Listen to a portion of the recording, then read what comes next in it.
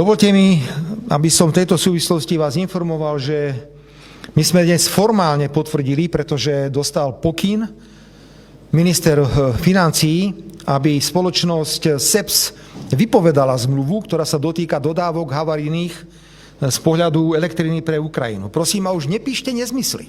1000-krát vám opakujeme, že ide o dodávky havarijnej elektriny, ktorú potrebujú vtedy Ukrajinci, keď potrebujú naštartovať energetický systém.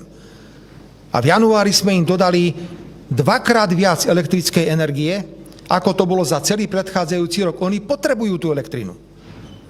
Takže je to príbeh havarijných dodávok elektriny, a dnes definitívne sa vypovedáva už aj zmluva, pretože od okamihu, keď sme to oznámili minulý týždeň, nešlo nič na Ukrajinu z pohľadu havarijných dodávok.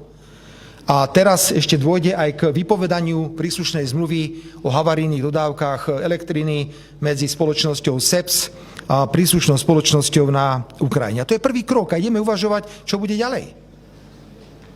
Toľko bude šponovať prezident Zelenský, toľko nás bude šponovať, že sa pridám k Maďarom, pokiaľ ide o blokovanie 90 miliardovej pôžičky. No nech sa páči, pán prezident Zelenský, len skúšajte našu trpezlivosť.